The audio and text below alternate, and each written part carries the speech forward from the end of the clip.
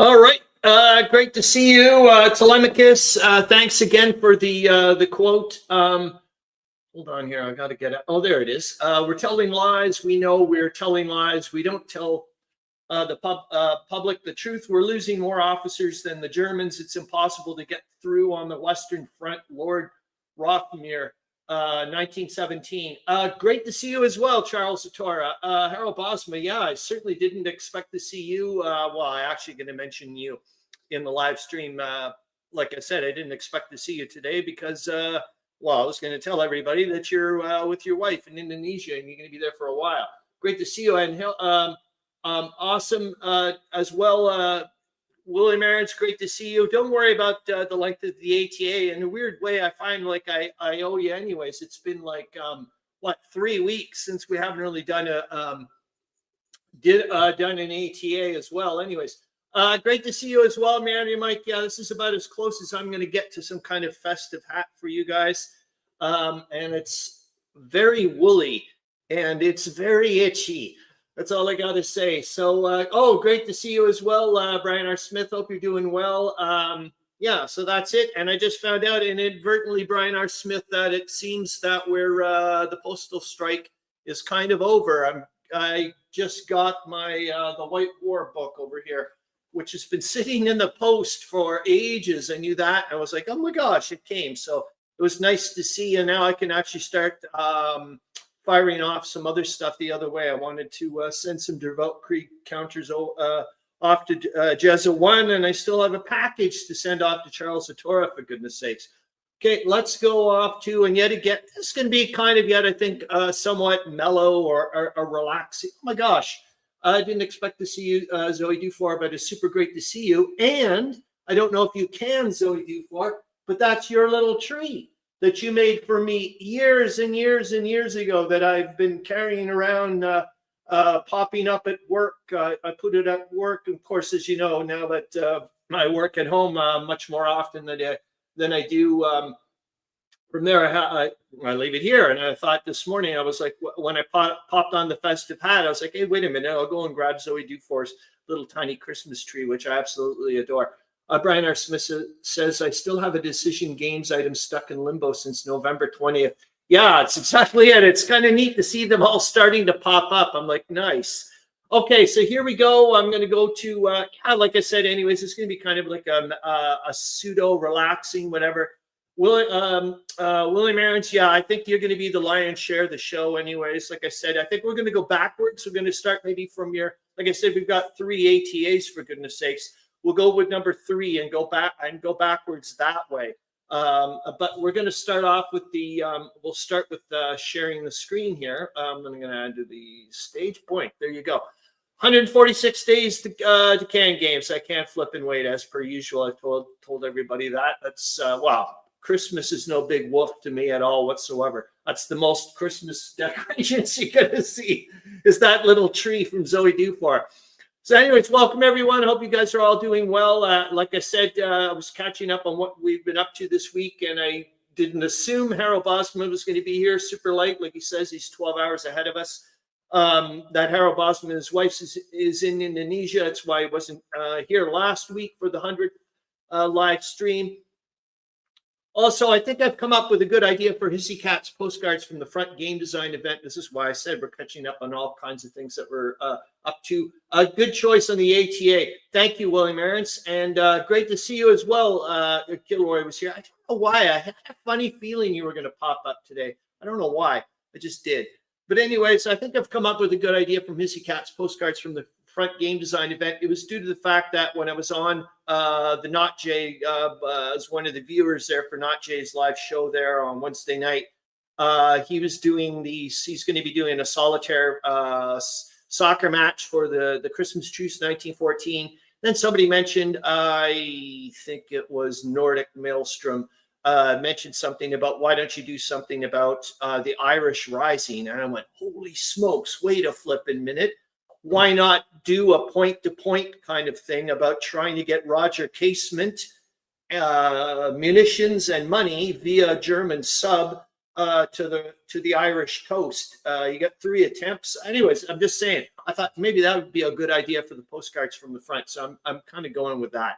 I've also been watching the Guns of August playlist from Clark Commando 1983. It's nice too, as well. It's just hearing his voice, for crying out loud. I'm really enjoying that. So I just finished watching his playlist due to the fact that I got a really good price for a used copy of Guns of August, the 2nd edition. Actually, I got through Noble Knight. I was really impressed. So I'm really happy about that. Live stream, fact checker, and interesting tidbits. I didn't think we would have any little tiddly bits, but this is from 2 lectures, one this week and one from last week. The one from last week was on Princess Mary's Christmas gift box thingamajigs, and I didn't find this blew me away when she was talking about the lecture. She was talking about the fact that, it was he, Peter Doyle. I was thinking about something else. Sorry. And he was mentioning that 1 out of every 3 soldiers in the British Expeditionary Force in 1914, at least, were from India. I was like, what? That just knocked me sideways. And due to the fact that, for example, we'll get let's do this. Actually, let's hold on here. I think I've got it. Yeah, let's do that. Let's go very quickly. We'll go into the funky business here. So I'm going to stop the screen because I'm going to present the screen when I pop it into the thing here. Hold on. Yeah, we'll go. That's how we'll do things. But don't worry, William Arends, we're getting to your stuff pretty darn quick. I know we're 6 minutes in. I actually didn't even realize, I was so discombobulated this week. I didn't even come up with a trivia thing until late last night. And I was like, yeah, it's still kind of like a bit of a lame one, but oh well, such is life. So here's the Princess Mary's Christmas gift box. She was part of this thing to try to get every soldier and sailor a gift box in 1914. It was massively popular. It went way past 1914. All the gift boxes at the beginning, anyways, were made of brass. So you can just imagine what that had issues to deal with munitions and whatnot. So I actually picked one up. Here's mine. It just arrived this week. Wish you could have seen. And there's a bunch of different designs. Mine actually, coincidentally, is this actual design. You normally would notice the slight change in the head. One thing I did find interesting was the fact that if you notice here that all the names here, oh wow, these are cool. Yeah, they really are, Meandering Mike, and it was neat to find out as well. I wasn't really sure about the one that I had. The person who, or people that had mine beforehand, really went to town trying to scrub away the dirt, and they really did some monster damage to the brass. That being said, I do know that later on there was gift boxes that were not pure brass, and you can kind of tell. Anyways, I got most of my dirt off of. I wish you could have seen what it looked like before I had it. I got most of mine off just with an old toothbrush and dish soap and toothpaste. I don't know why people have to go berserk. But if you notice here, you're gonna. I don't know if you can see here. I'll try to bump it up a little. Actually, I've got a better picture. So we'll go to it quickly. But I just wanted to show you as well what came with the. It was not just there. It came in a much larger box. It all started off because Queen Victoria was doing a bunch of them in the Boer War at the very beginning, and supposedly she didn't actually want to do this. She paid for it as well, but she was not too excited by that bit. Where are we going? Yeah, so here's the box. So it actually came with cigarettes, loose tobacco, a couple of cards, this tinder lighter, which is really cool to find out about. And then you can see as well, it came with a pipe and so on and so forth. But this here is why I wanted to bring it up as well, was this these bullet pencils. And supposedly Lady Jellicoe, Admiral Jellicoe's wife, didn't want to get one-upped by Princess Mary and the soldiers and whatnot. So she wanted to have all her sailors with a gift as well. And so she decided to use ammunition and turn them into bullet pencils. I thought that's pretty wild. But anyways, and then you can see here, we'll show them. Hold on here. We're going to go to the, how do I do this? Oh, yeah, we're going to stop the screen, and I'm going to go to, oh my gosh, I nearly hit the wrong thing, didn't I? So this is mine. We're going to go to present my screen. So here's my, after I scanned it in, so you guys can see that. I'll get rid of me so you guys can see a bit more, and I can talk a bit more about the actual picture. So if you notice here, so yeah, you can see here, so you can see the major belligerents. So everybody's listed here. So you can see Japan, Belgium off to the left here, France and Russia as the biggies, and of course Imperium Britannicum up at the top. And then you see here with the little sword, there's slight differences, like I said, with the heads. Some of the heads are a bit different.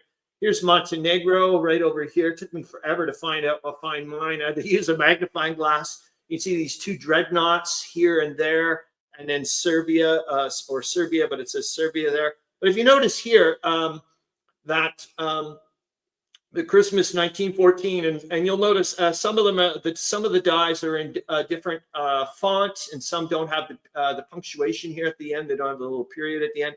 But you'll notice that every single one of them is off center. It's not in the center.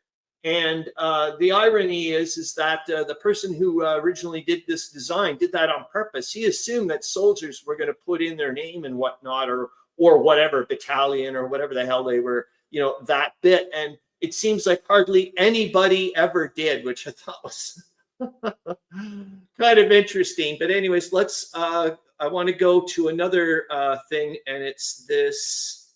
Yes. And this is what I wanted to show you. Excellent. You guys can see this. And this was due to the fact that a lot of, like I said, 1 in 3 soldiers in the British Expeditionary Force, at least at the beginning, were from India. And for example, the Sikhs are really opposed to tobacco and whatnot. So people had to come up with different things, because they were guaranteed a certain amount of items that you were going to get regardless. I can't remember how many certain items, but even at one point they ran out of being able to make the tinder lighters due to the fact that it wasn't actual flint they were using. It was some kind of material that they were able to get from Germany, but of course they were no longer to get it from Germany, and so they had to come up with other ways of replacement gifts. Anyways, so there you go. I got to show you that bit, so that's kind of nice. I'm really happy to have done that. WINN, great to see you. Super awesome to see you, because inadvertently we're just about to talk about one of your favorite people, Douglas Haig. So hold on. So I just, there was a lecture earlier this week, I think I mentioned, by the Western Front Association. It was on Haig's Doctrine and Command Philosophy, and it was by Phil Watson. He's ex-military, or still military, whatever. Freaking awesome. Really, really good lecturer. The guy, I think, is doing a book on, actually doing a book on Douglas Haig, but he's a Douglas Haig fan. So I'm just to let you know, kill me now. Yeah, it was fat. I will say this: it was a good. I really enjoyed the lecture. So, so here we go. I'm gonna. Oops. I want to show you there, and then we're going to go into some of the tidbits of what I wanted to show you there. So there we go. Yeah, I can show you sideways. It doesn't really matter. So there we go. This was it. This talk by Phil Watson will look at 3 key elements of Haig's and the BEF's First World War doctrine and command philosophy. He'll look at the doctrine with the field service regulations, how Haig implemented it as an army commander, and those elements that are found to be current in the British military doctrine, which I found really interesting. So we're going to go to here because it's part of the little tidbits, and we're doing it for 14 minutes in. Good Lord. Trust me, we will. And we still, I am focused somewhat. So here we go to there. So yeah, and there, like I said, with the Lady Jellicoe and the bullet pencils, we got to take a look at that.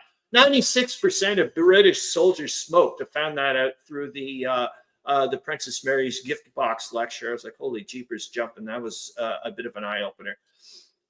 This was from the lecture there earlier in the week. This was written in Douglas Haig's dispatches, part of his things. As remember, he didn't do any memoirs and whatnot like a zillion other of them did after the war. And this is from Act 1, Scene 2 of Merchant of Venice. Portia talking to whatever, one of the potential suitors. I can easier teach 20 what were good to be done than one of the 20 to follow mine own teaching. It was just also as well about all these connections with JFC Fuller and this guy, General David Henderson. You probably know all about these guys, WNN. Just due to the fact that his teaching seems to be all over the place, and how many commanders in the British command were affected by General Henderson, I do believe, and whatnot. So this is, I don't know what came first, the chicken or the egg here, Fuller or Henderson, but one of them did. Also, the Kirk report is yet again something else I would like to find out about. It was mentioned in the lecture. The San Remo Conference of 1920, it has something to do with the carve-up of the Ottomans. Just found that out a little bit. I'd like to find out more about that, but that's like way later on. Just due to the fact that I think it's, well, okay, we're going to get into it as well. We're getting into the tail end of the year. I can see, but remember, Bethmann Holweg just released the peace note and sent it off to the, sent it out to, in the speech, and then people have been reacting to that. Hold on here. W just says, I just finished making and uploading all the daily shorts till March 14th, 2025. So my brain is toast, I can imagine. Jesus H. Oh yeah, we're back to the peace note and whatnot. And oh gosh, I hope we get to it. We probably won't. But I've been comparing the in first person talk to, my God, like actual transcripts of some of these guys that are talking about the bringing back unrestricted submarine warfare. But in August 1916, they're talking about it. And then I got to see the difference of them talking about it in early January, where they're actually going to flip the switch. And of course, there's a lot of things have changed since then. I mean, Romania's not in great shape anymore. It's a lot of, Verdun is finished, but and the Somme, and we know the Germans took a pasting there and whatnot. So a lot of changes. So, anyways, I wanted to see if there's a change in their thinking, or at least some of them, of like what they were thinking about in August towards unrestricted submarine warfare and the situation that was going on globally versus January. I'm like, oh my God, it's in front of my face. I want to take a look at that. Who was Queen Alexandra of Denmark? I really don't know too much about her, except she certainly seemed to really not like Germans. Holy Moses. The Great War question of the week, I just came up with this a tiny little while ago. Do you guys think Russia mobilizing her entire army in July of 1914 was the biggest factor in turning the Third Balkan conflict into a global war? Did that start the dominoes going, where people said, whoa, like Germany, for example, said, whoa, you're mobilizing your entire flipping army here, man. Like, we have to declare war. This is crazy. Do you guys believe so?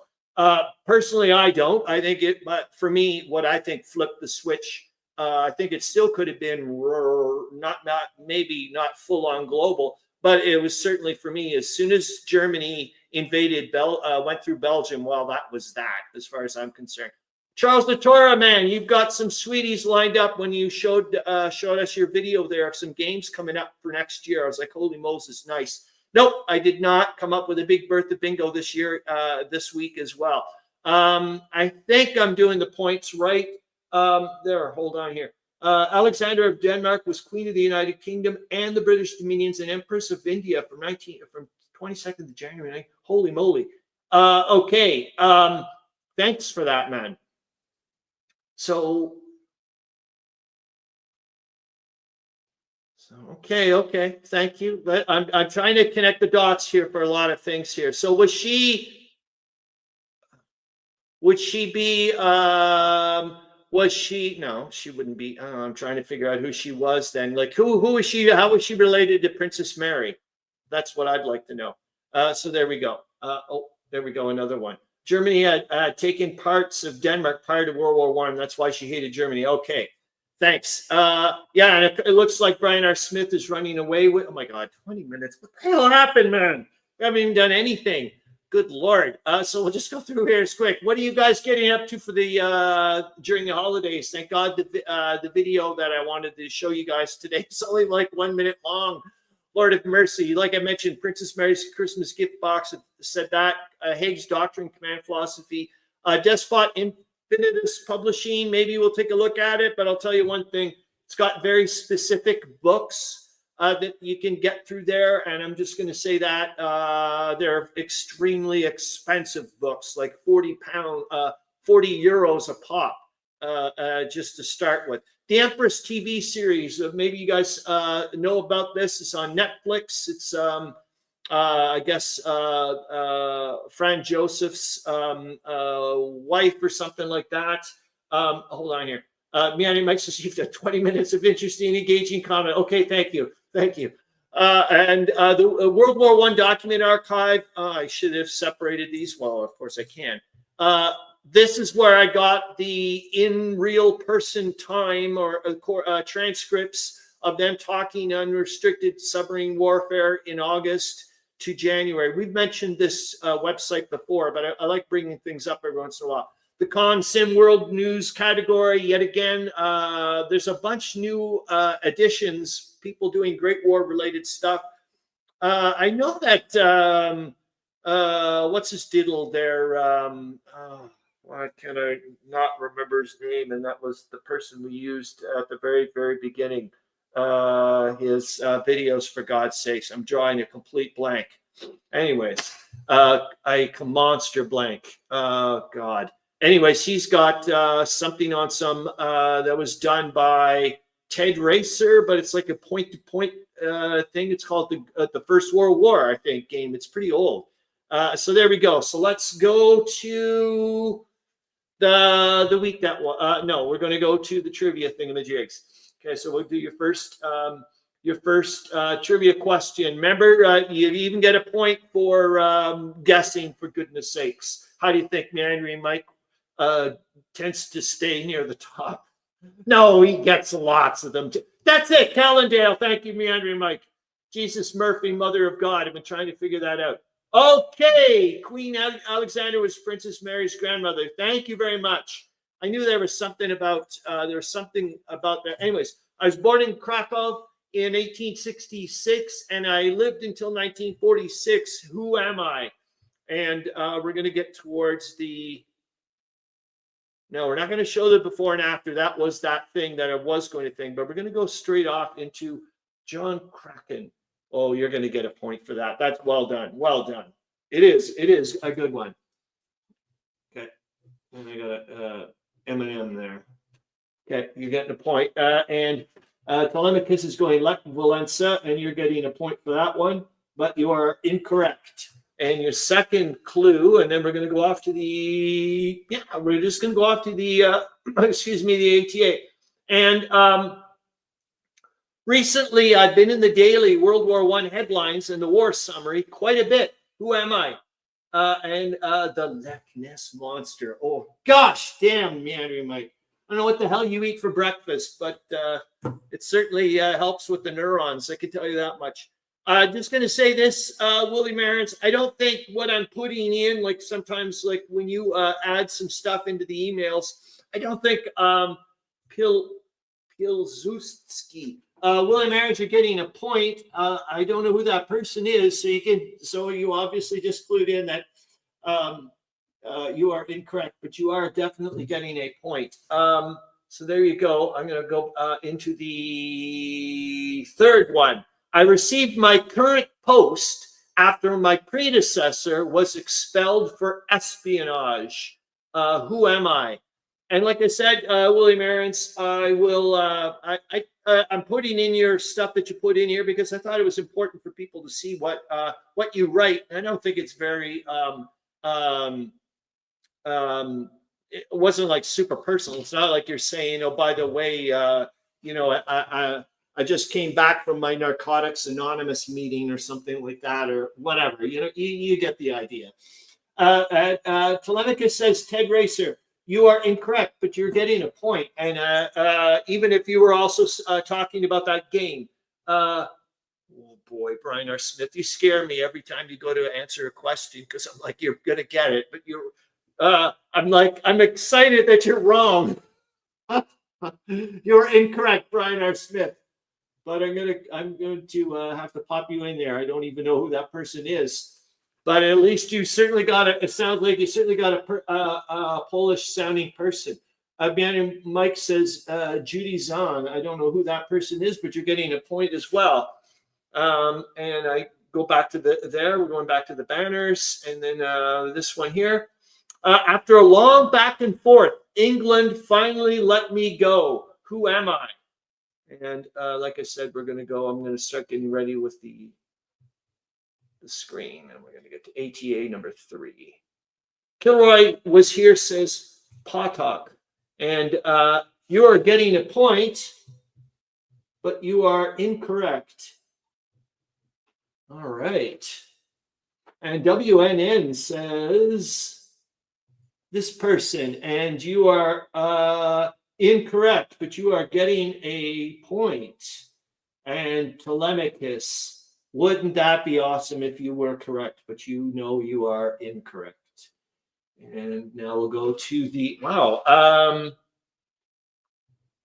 there. When I finally got there, President Wilson refused to see me. And hopefully this time I'll remember to start telling or explaining why these bloody clues are the reason why I've got them there. So I find often I'm like, oh, here's the answer. And then I forget to explain why in the world the clues are the way they are. Okay, so that one, you guys didn't get that one. And I think we're running out. We just got one left. Geez, maybe I didn't, because his name has been mentioned repeatedly in the headlines and the war summary. So tough. People aren't paying attention. That's not my problem. And there we go. I almost became, as you know, I almost became the Minister of Stockholm after that. Who am I? And Wardrobe plays World War II. Great to see you. And I'm going to give you a point for morning all, even though I know that was not a clue, but I'll give you a point anyways. Why not? And good morning, fellow gamers with coffee. I'll give you a point as well. Why not? Who's to say that wasn't a clue? I almost became the minister to Stockholm after that. WNN says, oh my God, Brian R. Smith, you freak. WNN says, Roman Domnowski, you're going to get a point, but you are incorrect. And as per flipping usual, Brian R. Smith gets it. Adam Tarnowski. Yes, he was well done, man. 2, 3, 4, 5, 6. Yeah, he was in. Hold on here. I'll get. Wow, man, you freak me out.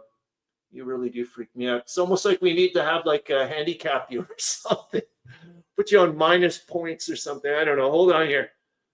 No, it's just mind-boggling, amazing. All right, so here's a kind of a sketch or whatever, and I'll kind of go a little bit of why I picked or why. Yeah, so he's been in the news quite a bit right now, guys, due to the fact that he had just been appointed as the new ambassador of the United States for Austria-Hungary. The previous guy, I can't remember his name, darn it. Cernan, maybe don't quote me on that one. But anyways, yeah, certainly don't quote me on that one. But he got caught for espionage back in the United States and was expelled. They were about to send so he was about to go. The British said, no, we're part of the boycott and all that stuff, a belligerent and whatnot. We're not going to. He's not allowed to go. The United States put up a bit of a, excuse me, man, we're a neutral country. What the hell are you doing here? So eventually they did let him go. By the time he gets there, unfortunately, Germany has handed over the note stating that they're about to do unrestricted submarine warfare. And Wilson, as part of that bit, says, screw you. I don't want to talk to the Austro-Hungarian ambassador. So he ends up getting sent back, and then, as far as I know, he was going to end up becoming the minister at Stockholm or whatever. But and then all hell breaks loose with Poland and whatnot. So that didn't work out as well. So there you go. So that's it. And now we're off to the ATA. So that's it. Preceded by Konstantin. That's it. That's it. Thank you. I know, because at first I was like, there. No, it's just how I affected by knowing people I'd lived through and things that happened in World War I. Good, William Arends, because we're gonna show your stuff. It's as simple as that. So we're on number 3 there. Yeah, Brian R. Smith. It was neat too, because I kept when I was reading about it, I kept reading it wrong, and I was like, the Duma. What the hell is he doing in Russia with the Duma? And I was like, no, Chris, it's Dumba. It's a person. Like, I was getting all discombobulated. So anyways, so let's go to the ATA. Yeah, and then after that, if we and then we'll flip over. Like I said, it's only 1 minute long video. It's just I wanted to show you yet again how fast they can freaking reload artillery. Pretty damn sure it's a French 75 as well. It's Greek soldiers, but we're not there. We're going to the ATA. You guys can see that. I think we're okay for me to, yeah, it's not too small or whatever. Did Constantine have big ears? I don't know what you're alluding to, so I'm going to leave it at that. I'm sure Brian R. Smith and the more intelligent people are cluing into what you mean, and I'm not there yet. So anyways, here we go. Remember, now I'm with you, Meandering Mike. Thank you. Gosh, I love that movie. Anyways, I apologize for sending, and remember, everything in italics is straight up William Arends. Anyways, here we go. I apologize for sending you this massive piece. I could re-edit it in a condensed form for future use, like hell you will. Being born into a German immigrant family myself, though both of my parents were born in New Jersey, my life was shaped by the same authoritarian hierarchical worldview. While Michael Krauss became my church leader, his particular brand, built on doing rather than thinking, forged originally in the Siebenbergen farmland, had a profound and somewhat negative effect on my life. It is probably what led me to become a soldier rather than my still burning desire to succeed at more intellectual vocations. With me, there is always the tension of adherence to a set hierarchy and the desire to be a free thinker. I am constantly caught, divided, and torn between these two opposing ways of living. Thank you, Charles. Charles, I'm looking at another thing, but thank you, William Arends. Charles Bronson's birth name was Charles Dennis Buczynski. Interesting. So here we go. Where am I here? Translators note, there was a weekly Friday supplement to the Berlin's latest news called Deutsche Welt. This is where I found this report of the war in Transylvania, written as a letter to a member of the Hungarian Reichstag. It is a lament of the hardships faced by the German settlers to the area known as Siebenbergen Saxons. I hope I'm pronouncing that right. Though they had been in the area since the 13th century, they still were seen and viewed themselves as colonialists in an area that held many Romanians, Hungarians, and Gypsies. I spoke to a descendant of these Saxons who said to me that each of the three main ethnic groups saw themselves as the natural dominant ethnicity. The Gypsies were, of course, despised by all the others. When Romania entered the war on the side of the Entente in 1916, hold on here, but not Polish. Parents were Lithuanian. Neat. When Romania entered the war on the side of the Entente in 1916, this volatile mix of nationalities added communal animosity to the ill winds of war. Because right now, Tolemykus, there's a ton of Lithuanian angst going on anyways right now with, well, of course, there really will be in a minute when Russia starts falling apart. Though the damage suffered was a much shorter duration and with less direct destruction than that on other fronts of the war, there's still real sense of grievance expressed in this letter and an expectation that they deserve better protection from the military in both the Austrian and German Reichs. These Germans were called Saxons, since that was a dominant region of the German states in the Middle Ages. In fact, these settlers also came from Alsace, Belgium, Bavaria, and other regions of Germany that constituted the Holy Roman Empire of that time. Berlin's latest news, the 1st of December 1916, a non-partisan newspaper, Deutsche Welt, or German World, Friday weekly supplement. The damages done to the German Siebenbürgen Saxons, the German settlers of the 7 fortresses of Transylvania. I don't know about you, but gosh, that just had almost like, I don't know, to me like a Lord of the Rings type of a sound, the 7 fortresses of Transylvania. I don't know, I just like it. Is recounted in the report recently sent to Dr. Emil Neubohren, the representative to the Hungarian Reichstag, about the cause of the damage that was done during the brief incursion of the Romanians into this region of our tribal German comrades. A fortunate star has shone over all the residents of Hermannstadt, the principal spiritual and central cultural point of the Siebenbürgen Saxons. And it's neat, William. Hold on here. Thanks. The first syllable is pronounced with a long E, thus Siebenbürger. Okay, Siebenbürgen Saxons. How's that? William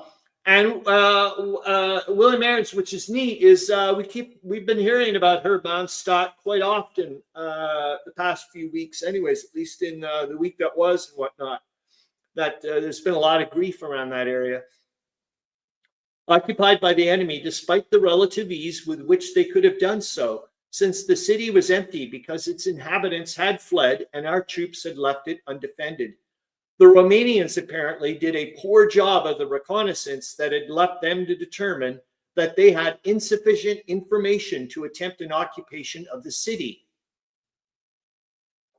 They could not believe that this town, with its hardened military fortifications, would not have a garrison of soldiers behind those walls.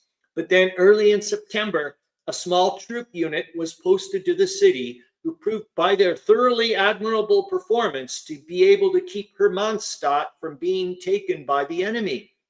This was the Kaiserliche and Königlich KUK battalion, no number given, made up mainly of Czech and Slovenian troops under the command of Captain Wenzel P., last name not published, a good German from Moravia, the eastern region of the present-day Czech Republic. The handful of personnel under Captain P. showed equally praiseworthy actions in both their skills and their courage in setting a line of 10 kilometers in 14 days against the Romanian positions. Meanwhile, the enemy was stumbling around in an attempt to get nearer to the city, but were met every time with short bursts of viper-like rifle fire, such that the Romanians were deceived about the strength of the force opposing them. Say this, William Arends, you have no idea how many times I stared at that sentence going, is that a spelling mistake, or do I have to, is that supposed to be sniper-like rifle fire? But I'm like, no, I think it's viper-like. Thus, the action of the Moravian field commander of the militia is deeply engraved in the memory of Hermannstadt. It follows that the city has been spared from enemy occupation, and its inhabitants experienced no damage except for some of those whose houses stood at the edge of the city. Hermannstadt certainly had been hit by grenades, mortar fire, but the caliber of those rounds were so small that well-informed observers have stated that only minor damage had been assessed at no more than 3,000 kronen. In contrast, Kronstadt was held for 6 long weeks in Romanian hands, but this important city also had initially suffered relatively little damage. Here, the Romanian army had made an effort to openly develop a well-organized occupation. However, after a period of these repressive actions, it started to become clear to them that their days of ruling over Kronstadt were coming to an end. Then, as they left the city, they thoroughly plundered both its factories and its houses. Even worse incidents occurred in the rural regions surrounding Kronstadt, where the beautiful countryside had been cratered by artillery shells fired by the enemy soldiers, who had also robbed articles from numerous houses and then plundered and destroyed them. Well, just keep thinking of France, man. Just keep thinking of France. Yes, the German word I translated was viper. Thank you. This was also done by the Romanians native to the area. This helped make conditions favorable to create such criminal actions. The appetites of these predatory beasts have disposed this group to take hold of the reins and drive these activities themselves. At the same time, those individuals belonging to the Romanian intelligentsia have hidden behind rulings of their military legal administration that Romanian farmers had to occupy the dwellings of the Saxons that had been left deserted. In this way, the Romanians justified their scandalous seizing and plundering of what is deemed to be important or valuable to their Saxon fellow citizens. The Saxon farmers who have returned to their homes now must, with the aid of the gendarmes, deal with the unpleasant tasks of getting these thieves out of their houses and also attempt to reclaim pieces of furniture and other household items. And exactly, William Arends, yeah, as you can see, 1,000 miles or so away in Belgium, it's the exact same thing happening in reverse. It's amazing. A few hundred Romanians are now sitting in various prisons awaiting their sentencing. This turmoil has been especially hard on our Saxon pastors, teachers, and town administrators when they saw how this fit of rage had left their homes entirely in ruins. Some rural pastors were brought to the verge of suicide after viewing the loss of all their household goods. And now what is to become of the people who have to make payments in hard currency of debts and for supplies that now must be made in this time of frightful inflation that has been put in front of all of our faces? Where before a significant list of items were seldom in short supply, unavailable, or overpriced, we now recognize that we now only have the means just to purchase only the most necessary items. Oops, here we go. Exactly, truly our only way of outrage. Of course, the other side was guilty of the exact same thing. Bingo. Another it's just amazing. It's just too bad. Both sides, like the commanders, couldn't get back on either side. As we know, we're just talking in a circle here. Another consequence of the evacuation in the sectors that were under the threat of the Romanians was that many farmers who fled found that they had suffered the loss of their livestock. The financial damage of this loss is at least hundreds of thousands of kronen. Essenfels in the region south of Hermannstadt, which was also occupied by the Romanians, suffered even greater damages. Here, the spiritual leader of the rural Saxon population has put the call for justice in the front row. In contrast to that, the lying spirit and the rampant hatred that the Romanians exhibited towards us through this destructive military invasion organized by their government had at its goal the thorough eradication of the Hungarian state. Thus, our recovery and reconstitution must, without a doubt, be our first obligation. While our preservation could only be relied on to occur through the devoted participation of our tribal comrades in the German Reich. Despite the fearful beginnings of this Romanian invasion, the Saxons have not suffered an unrecoverable adversity, but it is something that we would not want to submit to again. For now, our entire society must be reconstructed to what it was before, while we understand how things might have turned out if German power and skill at warcraft had not brought about our liberation so quickly. The anxieties and losses of the entire population need to be dealt with after the war has ended. For then, after the great loss of blood that this war has inflicted on us, the old battles with the soil and the struggle to prosper will be experienced again.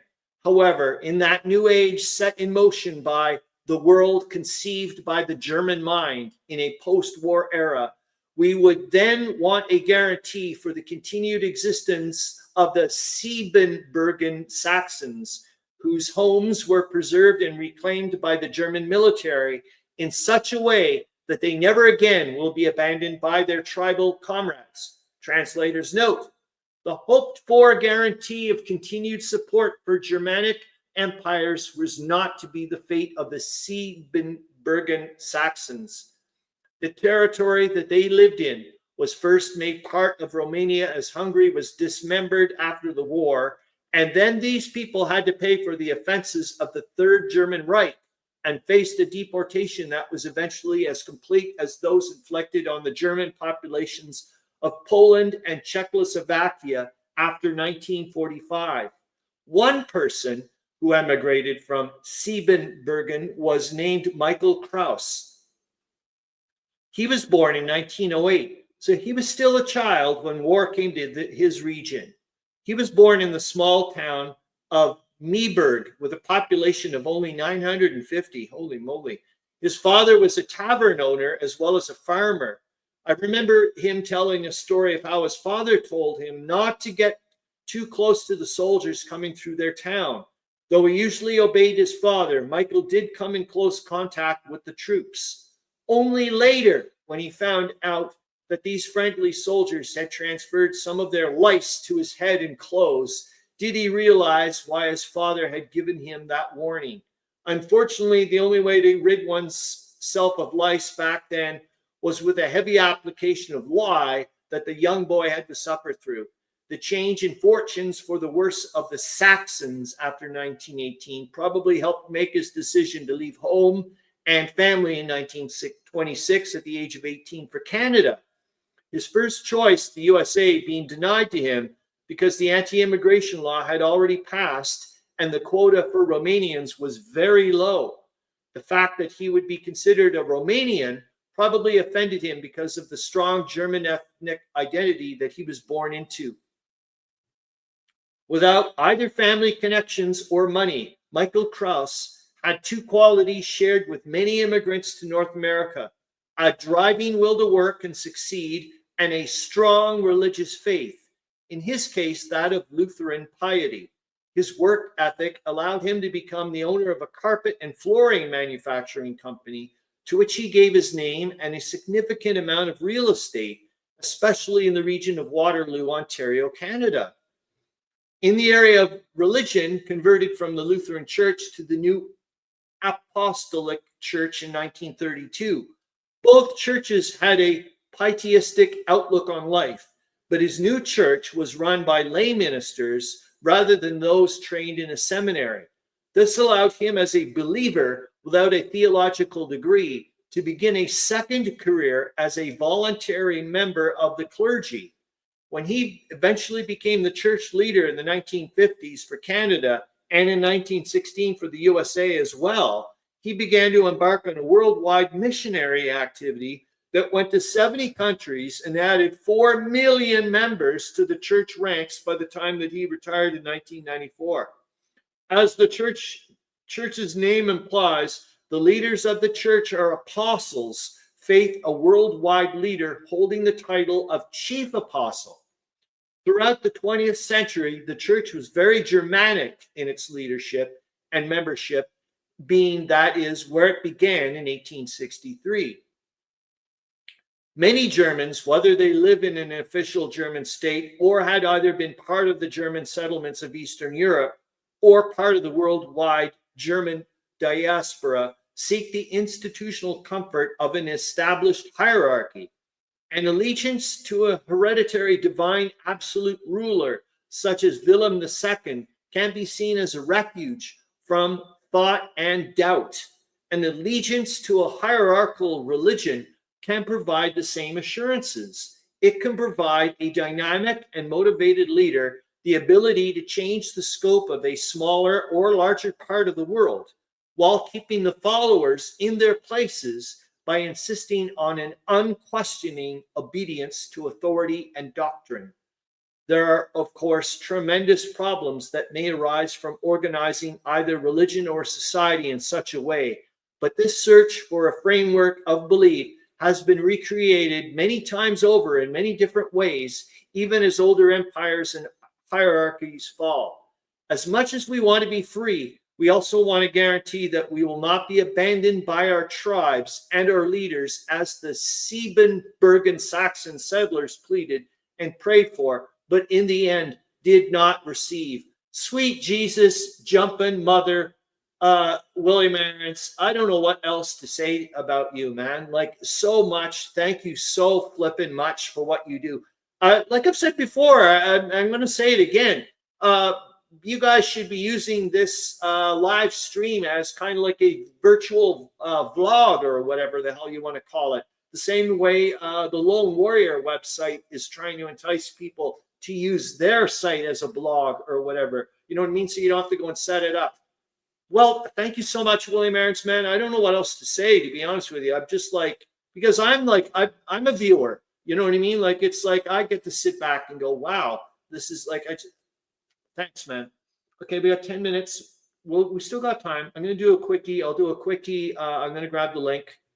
I think that's all we're going to be able to do is the newsreel. And like I said, and then we'll do the week that was, and then we'll go to the war summary. That makes sense. And I can say, you know, Merry Christmas, Happy Kwanzaa, or whatever the hell it is, all that stuff to you guys. Okay, so hold on here. I got to get to the whatever.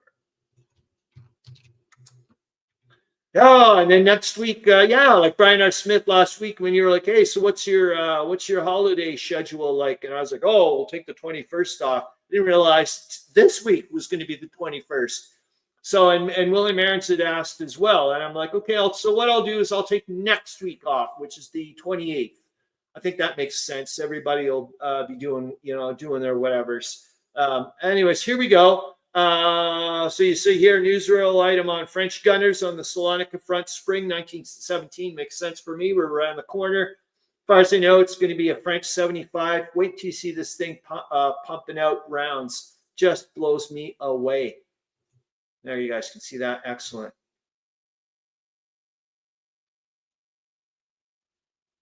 Just why I'm like, put it this way, the guy, I don't know what is that guy doing with that thing? That thing, that weird clamp thing that he's doing with the shells. What is that thing he's doing? Does anybody know? All I know is he's slower than the guy that can fire off the gun. The guy firing the gun is faster than they are. They're the slow pokes. It blows me away. I don't know what they're doing with the shells there. What is that? Is that to prime it, or is that like to take off the safety cap or so? I don't know.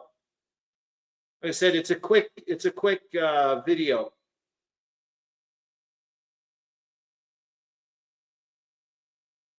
What do you think? I think it's a French 75. Makes sense. All right, stop the screen. There we go. All right. So there we go. Wicked William Arends. Yeah, we still got another 8 minutes. I'm going to get into the, like I said, I'm going to do the, I'll do the week that was. Hold on here. I don't need to have this anymore. Okay, we're just going to very, because I think we still have a bit of time. I really wanted you guys. I've mentioned this this publisher before, but I want you to certainly see it. Boink, and we're in English. Yep, you guys can see it. So it's Despot Infinitus. The reason being I know about it is because I got the Svetozar Borevich von Bonya book from these guys. As you can see, though, they're pretty bloody specific with some of this. It's not just all Great War, obviously, but like Austro-Hungarian land artillery in the First World War. I'm like, oh my God. I'll show you the ones I want. It's on page 3. But you can see there's some really good stuff here. Austro-Hungarian mine warfare. Boink. Interesting how casual it is firing those. I know, man. I thought so as well, too. The guy was just like, and he can pump those puppies off like there's no tomorrow. It is nuts. So we'll just go very quickly. We still got a bit of time. Looks like that soldier was preparing the shells. Perhaps he was taking... Okay, that's what I was wondering. Yeah, thank you, William Arends. So it's like, what is this? I don't know what he's doing with the shells. But look at this. Like, my God. But you can see the price. That's what, like 40 euros. That's a lot of money. But look at the one I want to get. I think there. I've got that book. That's why I know about them. The one on the left there, Field Marshal Svetozar Borevich von Bonya. It's this one here. So, oh boy, William Arends, they've got some sweetheart. Okay, so and Wardrobe concurs with you. It's this one. This is the book I want to get. Look at this, sweetheart. The Great War in the Adriatic Sea. Holy jeepers jumping. Can you imagine that? I can handle that. But there's, as you can see, like, just got insane amount of stuff in here. World War I, look at this, Charles Latora. World War I, the Italian front. That looks pretty damn good. But 40 euros, and that's not even before tax. You know what I mean? You're just like, ouch. Okay, so we're going to stop the screen. We got 5 minutes. We're doing all right. Let's go to the week that was, and then we're going to go off to whatever. And remember, William Arends, you still got 2 more of your ATAs we can still use, because you talked about Captain Blackie or Blakey, which is really cool. It was also mentioned this week. Remember, the Germans arrested him. He was one of the ship dudes. I think he was trying to ram a sub or something. Maybe wrong about that. But anyways, they arrested him. And I think they were actually, yes, because they were going to kill him. That's right. And he's just been stayed in execution. But there was a lot of chit chat. But you had mentioned it in the German newspapers last week in the ATA. I was like, oh my God, I want to bring that up. But anyways, we don't have time this week. So there we go. All right, I'll pop my silly little. Oh, there we go. So here we are. Harro Bosma says cool. I don't know what you're saying cool for, but I'm putting you in anyways. So there you go. Or maybe it's the books. I know. Harro Bosma, there's some sweetheart books there. Holy jeepers, jumping mother of God. Anyways, the week that was December 15th to the 21st, 1916. No, December 15th. General Newsreel launches the great attack, a great attack on the Verdun front, with the enemy front pierced to a depth of 2 miles. Vaucheroville, Poivre Hill or Pepper Hill, Hill 342, Louvrement, and Les Chambrettes captured. Enemy success on Tarnopol Railway west of Lutsk. Romanian and Russian resistance. I'm just going to say this too before we go off into Wonderland. You guys have seen this before. We're going to see it again. It gets bloody depressing, and we're not even soldiers in this, for God's sakes. But you know damn well when you see things such as Les Chambrettes captured, you know damn well 2 days from now, the other side's going to recapture it. And then 2 days from now, the other side will recapture it again. It just seems to be the freaking narrative, man. It's nuts. Yes, Harro Bosma, you damn straight. I'm still working on the Mark Ruggiero Great War bibliography, Harro Bosma. It's still going. Romanian and Russian resistance continues north of Buzău, but are retiring from Jalomitsa. Strong Russian defense on the Moldavian frontier. Enemy is bombarding Monastir. Shouldn't have an E there. Fighting along the Struma with the repulse of the Bulgarians. Naval aeroplanes bomb Razlovki, 37 miles east of Istip, Serbia.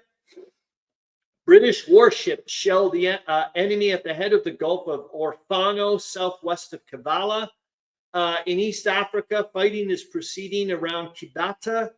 I don't know where Kavala is, so I don't know if that's. I don't know.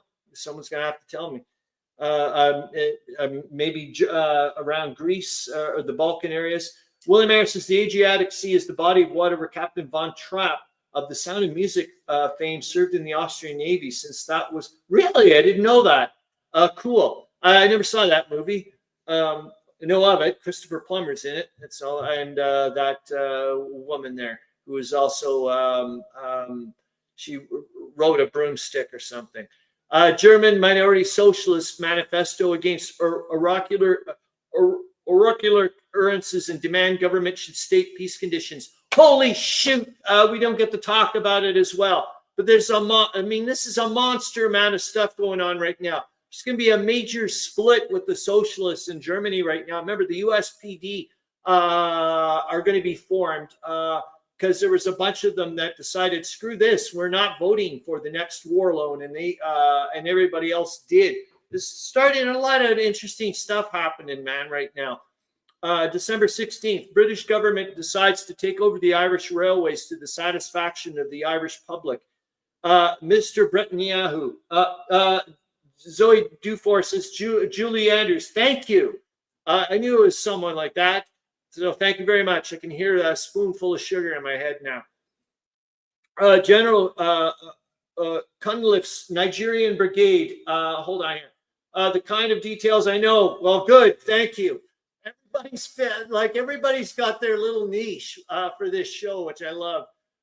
Reaches Dar es Salaam. Continued bombardment of enemy positions near Kut. British government recognizes the king of the Arabs as the king of the Hejaz. That's why Zoe Dufour and everybody else, man, like when Meandering Mike says, yeah, it is a community. Or Brian R. Smith says it as well, for Christ's sakes. Military evacuation in northern Greece begins under the supervision of the Allies. Russian positions between Kovel and Lutsk are Julianos wrote an umbrella. Okay. Okay, thanks. Oh man, Russian. But did you ever see the Simpsons version of that one? I can't remember what her name was, and she gets sucked up by the airplane and blown out the other end like a bird. Oh my God, that was hilarious.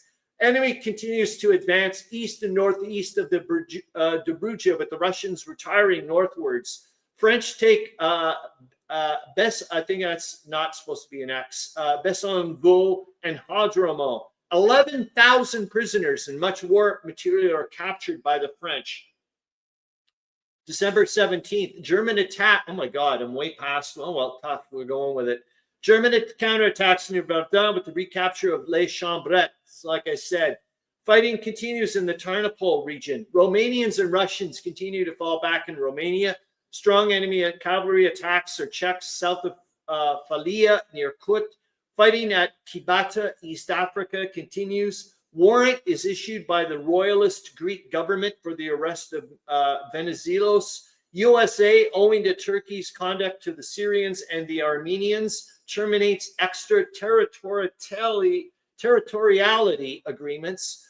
December 18th, German peace note of December 12th received at the British and French foreign offices. The Italian chamber declares solidarity with the Allies. Venizelos is again threatened with arrest, this time for his press articles. British move around Sana Iyak and reach the Tigris above Kut, severing the enemy's lateral communications and now commanding the river upstream from Kadari Bend. I swear to God, I checked the spelling this morning and thought it was fine. Oh my God. Russian position between Kovlan and Lutsk is restored. The Romanians and Russians retreat towards the Sareth line. Beria and Galatz are threatened. The Zouves recapture the Les Chambrettes. Remember, those are the French colonial soldiers. I know the French offensive at Verdun. And December 19th, the enemy advance is checked 30 miles from Beria. Russians in the Dobruja, though, are falling back towards Beria.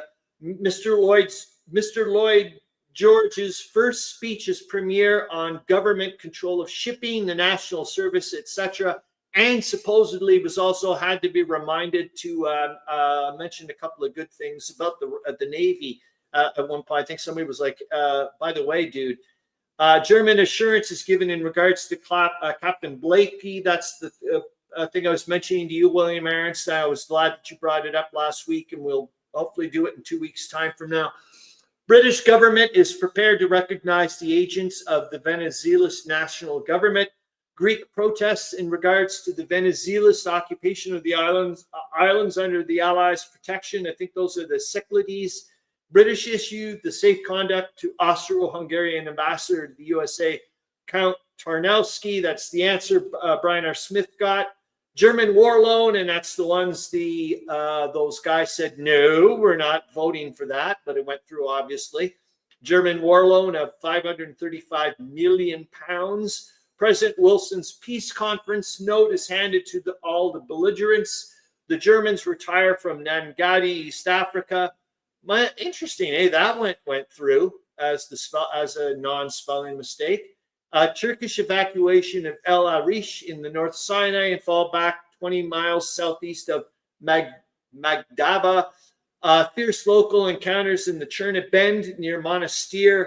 Severe fighting west of Brody and Galicia. I don't know what it is about the term Cherna Ben, but I'd love to use that for a game as well, for like a scenario or something. Germans advance on Beria, December 21st, fighting south of Vinsk and the southern Galician rivers. In the Dobruja, the Russians drive the Bulgarians into Lake Ibolota near Babdag. British occupy El Arish. The Turkish base is removed from Shumran to Bagila along the Tigris, but shipping at Bagila is bombed by the British.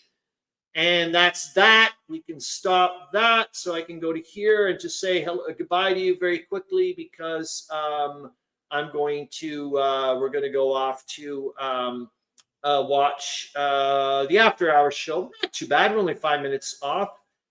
So anyways, super great to see you guys as per bloody usual. It was really nice to see a few extras pop in. Well, extra regulars, I guess, like I haven't seen Harro, Bosma and Zoe Dufour in a while. Oh, thank you, Charles Latora. Kibata in modern Tanzania, south of Dar es Salaam.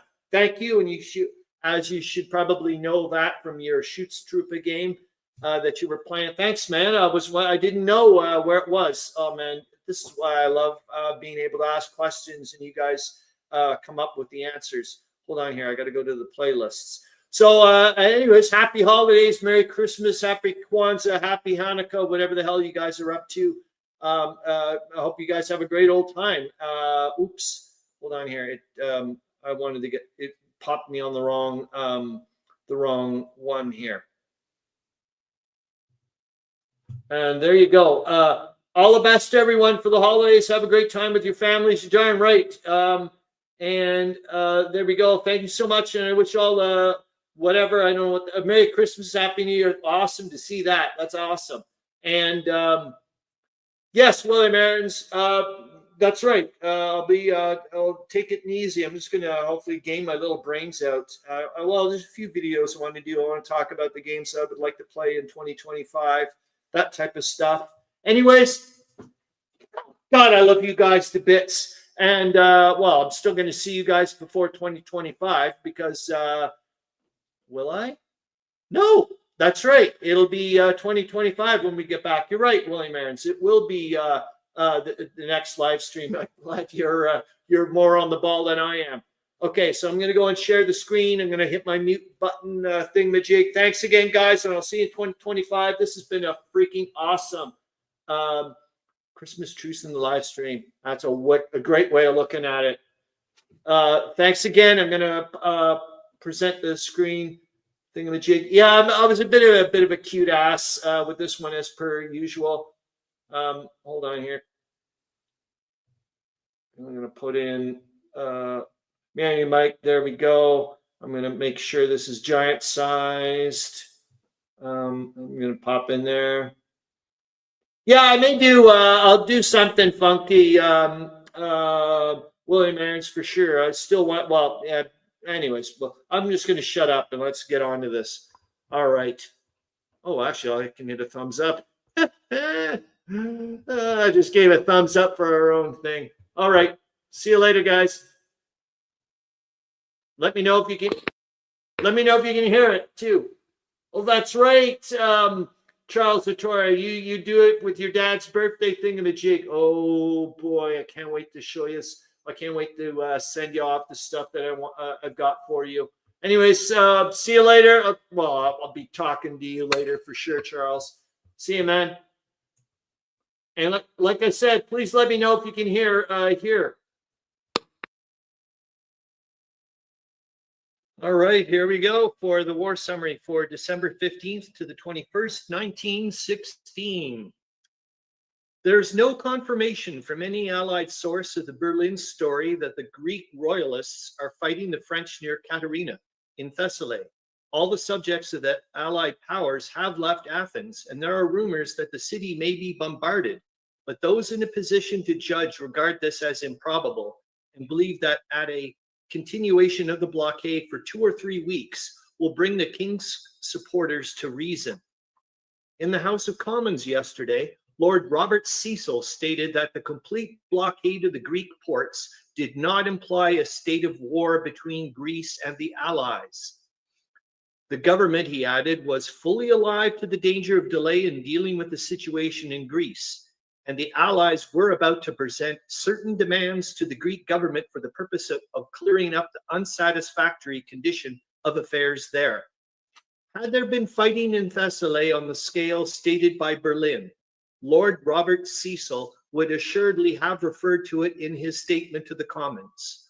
On the Macedonian front, there were no infantry actions on Wednesday, according to a French official report, but the enemy's artillery bombarded the Serbian lines as well as the city of Monastir. There were several civilian victims in Monastir. The Allied artillery replied with effect. The news from Romania is not reassuring. The Danube army of Mackensen, advancing on Buzău from the south, has crossed the Jablanica River, the last natural obstacle of importance to be encountered in the advance, while Falkenhayn's army is driving straight towards Buzău from the west. It is extremely doubtful. Oops, I forgot that I got rid of the thingamajig, and this is not a good idea because I do need it. There we go, to go from one to the next. And there we go. Romanians will be able to make a stand to the west of Buzău, even with the Russian support that is now being given unsparingly. The Bulgars report further crossings of the Danube in the region between Turtucai and Silistria, which will increase the danger of the Romanians to the east, who are operating in a difficult, marshy region. General Maurice, Director of Military Operations at the War Office, from whom a word in season usually comes when things are looking a bit blue, says it was the Somme offensive and the knowledge that the Allies are capable of a still greater one that turned Germany's thoughts in the direction of peace. During the operations along the Somme, Germany lost 700,000 men, of whom 95,000 first-line fighting men were taken prisoners. In material, she lost 135 heavy guns, 180 field pieces, and 1,483 machine guns. Germany knows that the Allies are prepared to initiate a greater offensive than that of the Somme at any selected place on the Western Front. That is cheering news. The new offensive should not be delayed too long.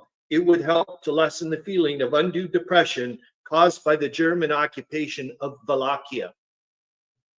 Berlin sent out statements yesterday that the French had begun an attack on both sides of the Meuse.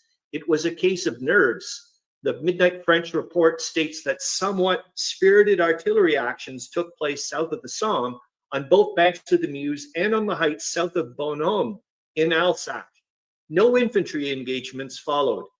The correspondent of La Liberté at the front gives further particulars of the fierce German attack at Lassagne on Monday, which is believed to have been made to impress the Parisian people and lead to a favorable consideration of the German peace note.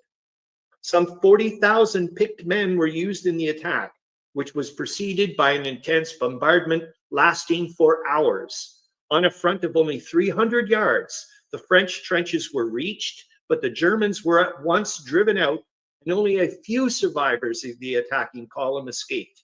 The German losses from artillery and machine gun fire were very great, their reserves especially being cut up and dispersed by the barrier fire of the French heavy guns. The French night report tells of successful British trench raids south of Arras, during which enemy dugouts were bombed and a number of casualties inflicted. The artillery activity on both sides continues. An important advantage was secured by the shelling of a German dump near Pis on the Ancre front. The material collected there was set on fire, causing large clouds of smoke. I still have to look up if it's Arras or Arras. Yeah, I'm going to have to do that. That's what I'm going to do later, but I'll probably forget. The French have won a great victory on the Verdun front. Neville, who made his reputation in the defense of Verdun and in the recapture of the northern forts Douaumont and Vaux, signalized his accession to the chief command by launching an attack upon the German lines north of Douaumont. The assault was made on a front of almost 6 miles, and the enemy's positions were captured to a depth of over 3,000 yards. Already, according to the French official reports, 7,500 prisoners have been taken with a number of heavy guns. When the ground one is cleared up, much war material will undoubtedly be recovered, for in this region the Germans concentrated great quantities of munitions during the period when they still believed there was a possibility of capturing BERTHA. Yesterday's splendid victory puts the enemy on the east bank of the Meuse, back almost to where he was when the first great attack on the city was launched on February 22nd. First and last, Verdun has been the grave not only of the reputation of the Crown Prince and von Falkenhayn, but of Germany's hopes of forcing France to accept a humiliating peace. A cheering bit of news comes from Mesopotamia. The British Army under General Maud, the Major Maud of Rideau Hall and other and happier days, took the offensive on Wednesday and Thursday along the High River at a point a few miles south of Kut El Amara, while the Turkish positions about Saniyat on the north side of Tigris were subjected to an effective bombardment. British forces operating on the south side of the Tigris moved west of the High River, which joins the parent stream at Kut, crossed the High, and secured positions on the west bank. Subsequently, cavalry cleared the Turks from their trenches on the east or right bank of the High at a point about 2.5 miles south of Kut El Amara. The town is now well within range of the British artillery and may be rendered untenable by vigorous shelling. When Townshend's army was under siege in Kut El Amara, the most serious bombardments came from the south side of the Tigris along both banks of the High River. The positions captured on Wednesday and Thursday by General Maud's troops are now being consolidated. The British losses were light. The present is a period of low water on the Tigris, and the great area of marshland around Kut El Amara, which is practically impassable when the snows are melting in the mountains of Armenia and Kurdistan, no longer interposes an obstacle to military operations. The Turkish army in Mesopotamia has probably been weakened to make good losses in Armenia. The preliminary success on the High may be followed by a British siege of Kut El Amara. It was stated recently that since the surrender of Townshend's army at the end of April, the Tigris has been dredged, a light railway has been built from Basra to the front, and a great flotilla of shallow draft vessels has been provided so that the troops would not lack supplies or river support in the coming campaign. Were Kut El Amara captured, the river route to Baghdad would again be open.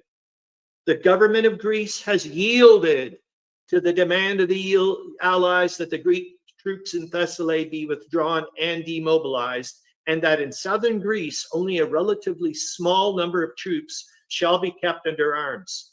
The demand, presented in the form of an ultimatum requiring that the removal of troops and war material from Thessaly should begin within 24 hours, was based on recent events at Athens, which in the opinion of the Allies proved that neither King Constantine nor the Greek government had sufficient authority over the Greek army to prevent it from becoming a menace to the peace and security of the Allied armies in Macedonia. The menace has been removed for the moment, but the Allies know that Constantine yields only because the Germans in Macedonia are not yet prepared to operate in cooperation with the Greek royalist forces. The Allies will continue their blockade of the ports of Greece until adequate guarantees for the future are given.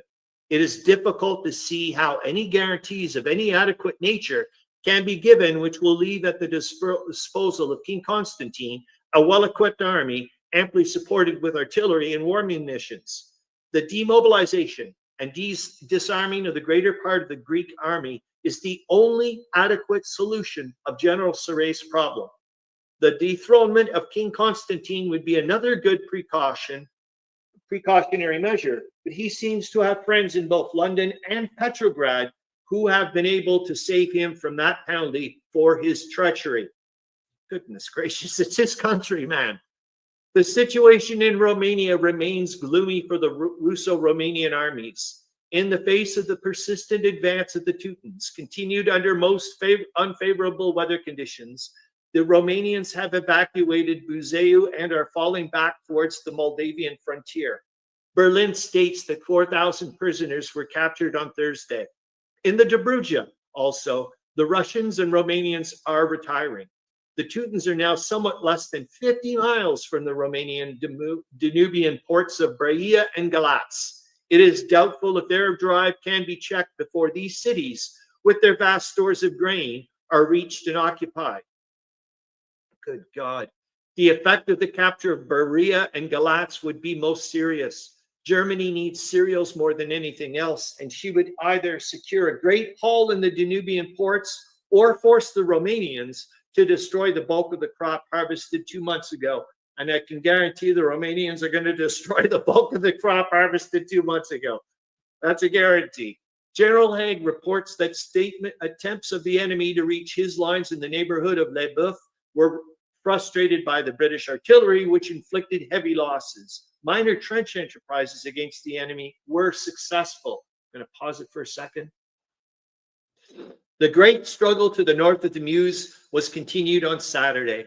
The French advance was pushed forward past the village of Besanvaux and to the wood of Kaniow west of the village. The Germans in the afternoon attempted a counterattack against the new French positions on Pepper Hill, but were brought up short by the French artillery fire. The victors maintained their new front yesterday in its entirety. The number of prisoners taken exceeds 9,000, excuse me, of whom 250 are officers. The amount of material captured has not been computed, but it is known that at least 81 guns have been taken or destroyed. Cool to see the word computed. I'm sorry, it just is. Details of the battle indicate that it was not by a surprise attack that the French won their splendid victory. Deserters who came in from the enemy lines before the battle stated that the Germans were expecting an attack and had made preparations for it. Some of the troops in the trenches had recently been engaged in the Romanian campaign and been hurried back to the French front. In securing the victory, the French aviators were especially effective. It is stated that squadrillas, oh my God, I know, the first time I was reading this, I was freaking out. I was like, what? There's a word called squadrilla? That is just such a freak out. I don't know. It just sounded like Godzilla's girlfriend or something. I don't know. Of airplanes accompanied by the infantry advance. Swooping down, the airmen poured a continuous machine gun fire upon the German positions and did much in this way to demoralize their defenders. Imagine her giving you laser beam eyes, though. She didn't mean it.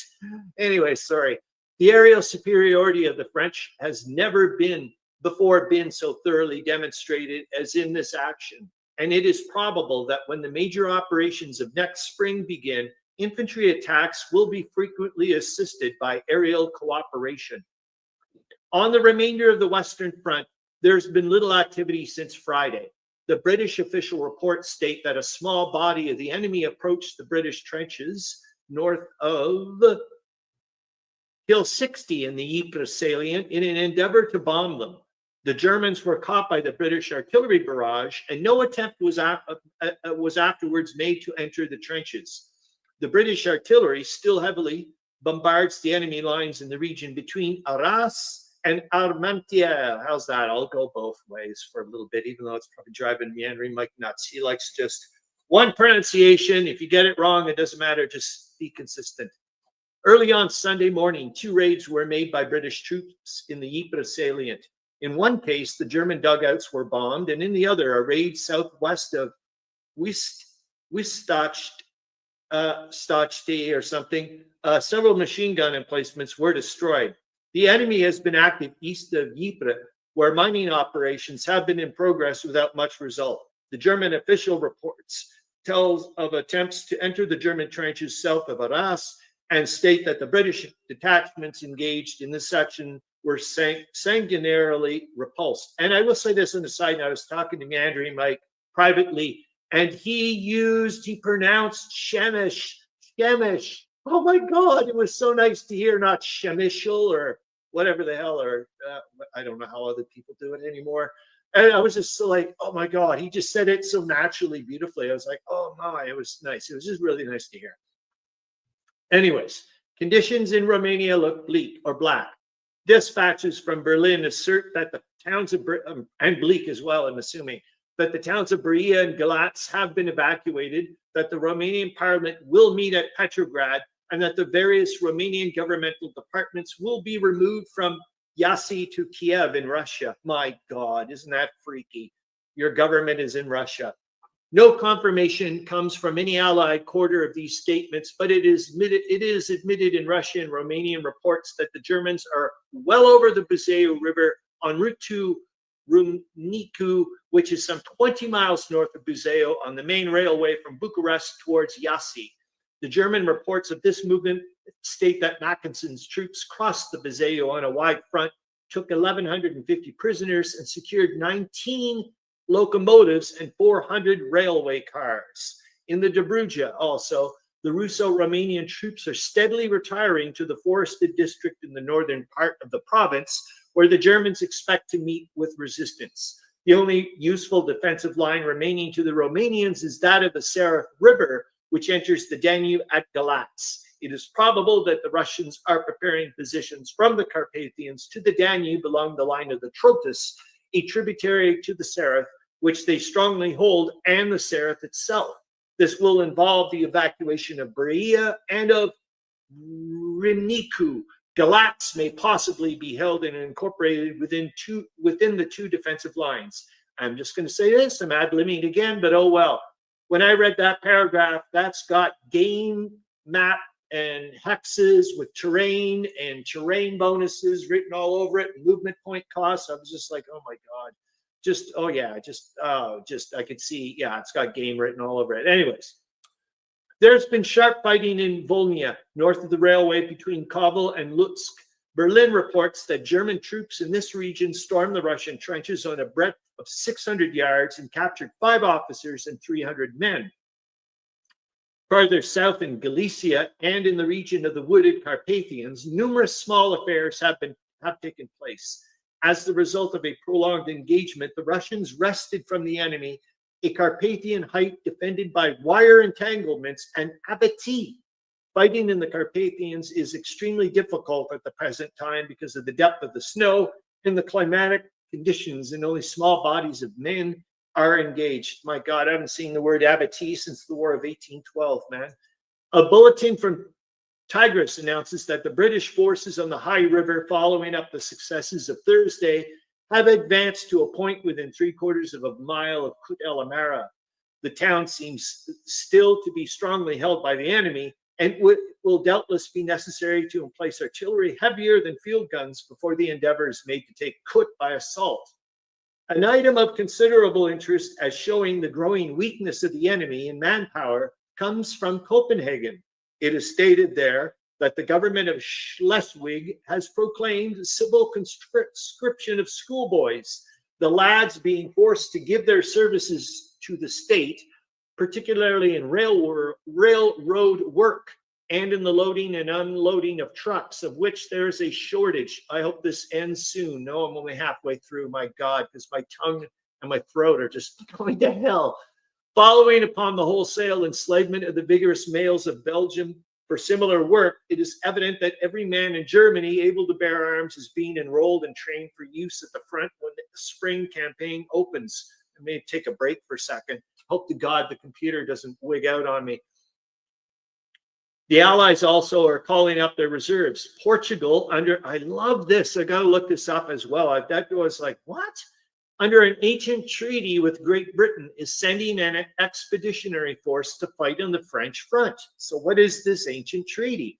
The number of men to be sent to France is not stated, but it is scarcely likely to be less than a division of infantry with the necessary auxiliary services. Pop it over to here. I'm going to hit pause and hope to God my voice comes back in my throat. How big the big push of spring is to be in France is indicated by the fact that hundreds of miles of railway trackage and sidings in Canada are at present being dismantled, and the rails, ties, bolts, and spikes shipped to France for the use of the Allied armies. This radical war measure is being undertaken because it has been found that the transportation facilities in France are inadequate for the needs of the Allies. More trackage at the ports and behind the front will, it is believed, materially shorten the war and result in the saving of thousands of lives. So would actually maybe sitting down and talking out peace. Sorry, I'm being whatever, but oh well. The specific, I am. Specific call to Canada from the Imperial government was for from 1,200 to 15 miles of trackage.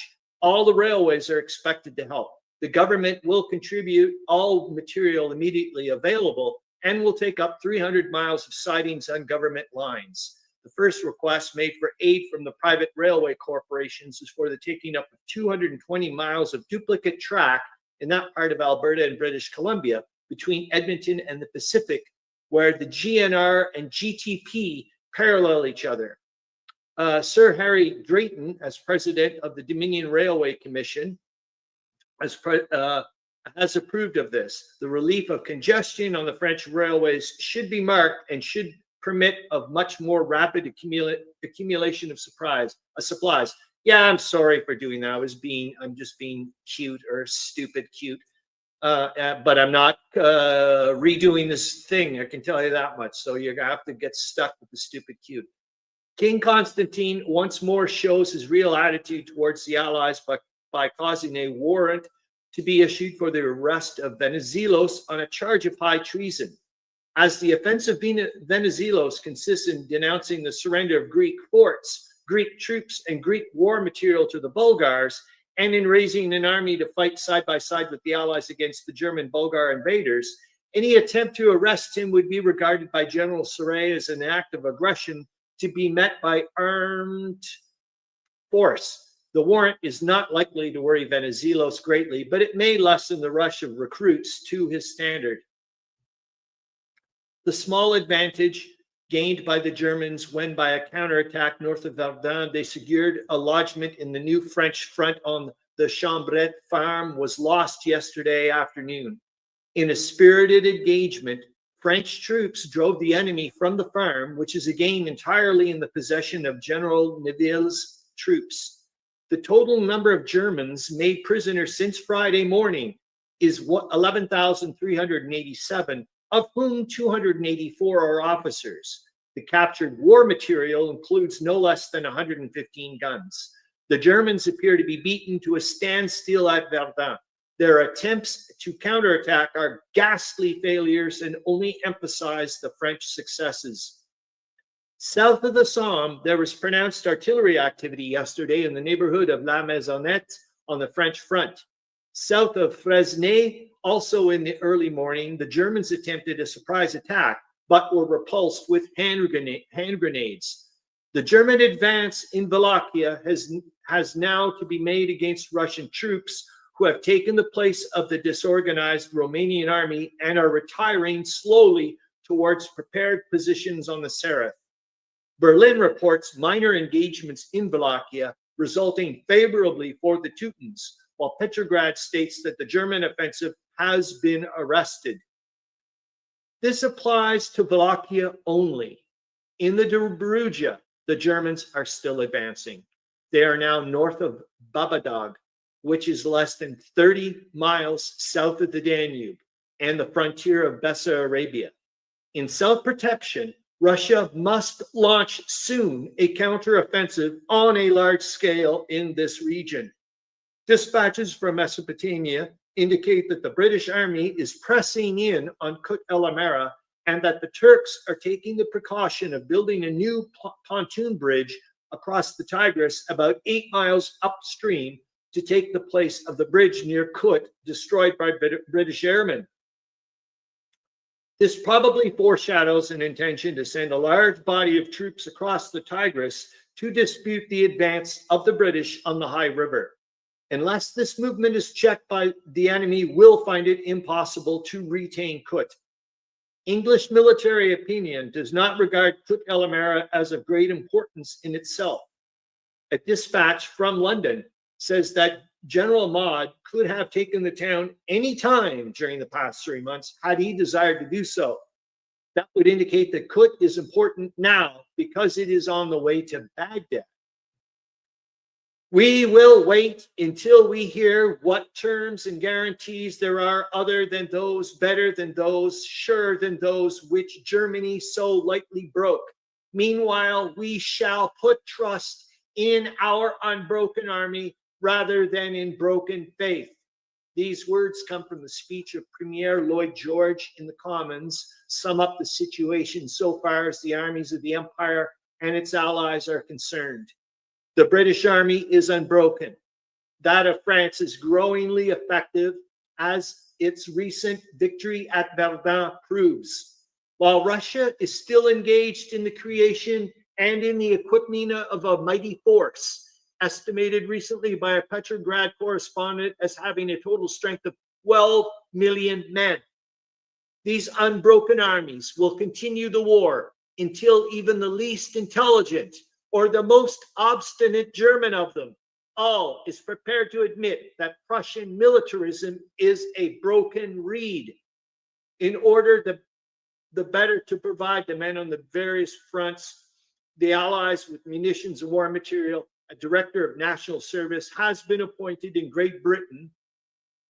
Oh my God, thank God there's only a few left to do.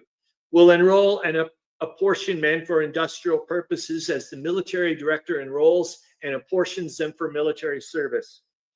This should result in a greatly increased output of cannon, projectiles, and other necessary war material to meet the necessary German move in the direction of increased production of munitions.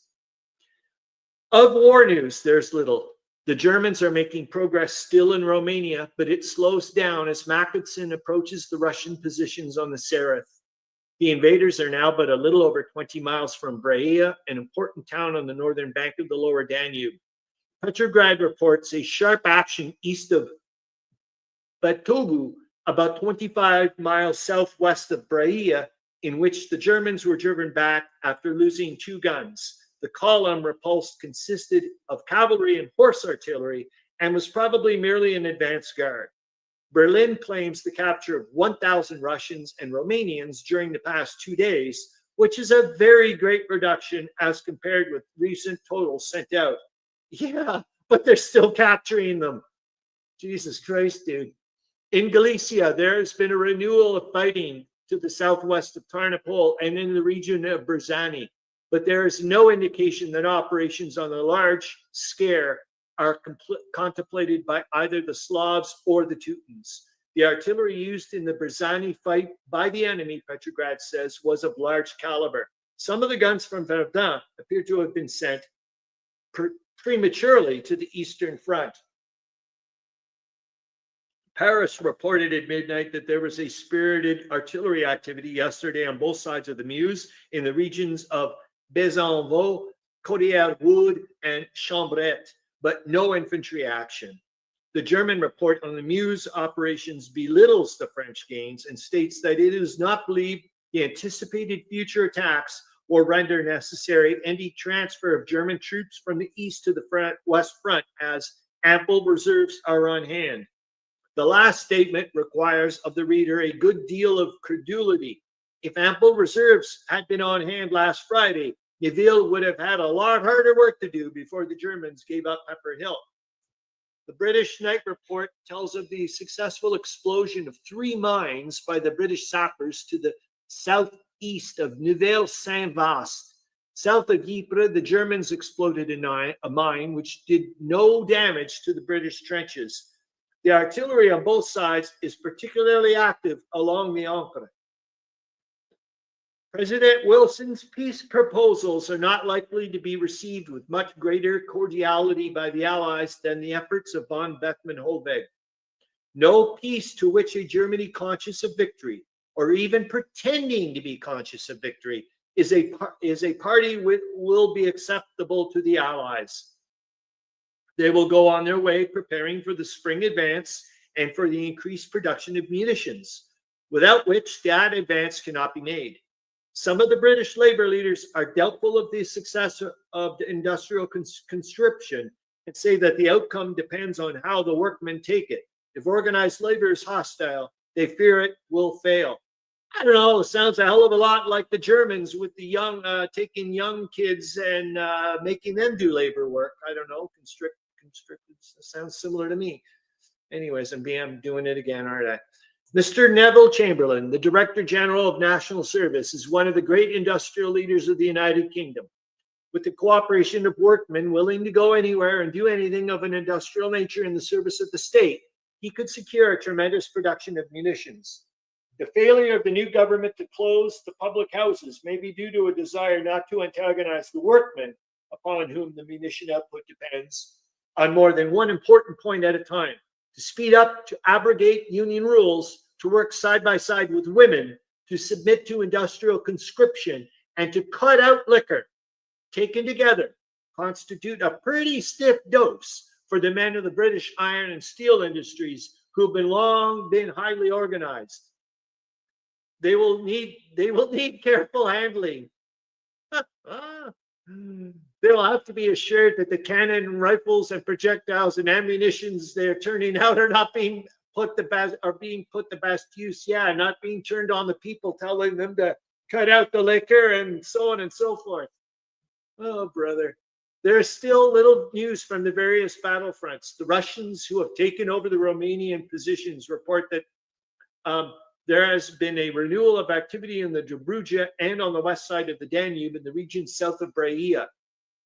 Attacks of the Germans in the Dobruja indicate an intention to clear the province of the Russians to the Bessarabian frontier on the Danube, which is but 20 miles north of the present Russian lines. In Romania proper,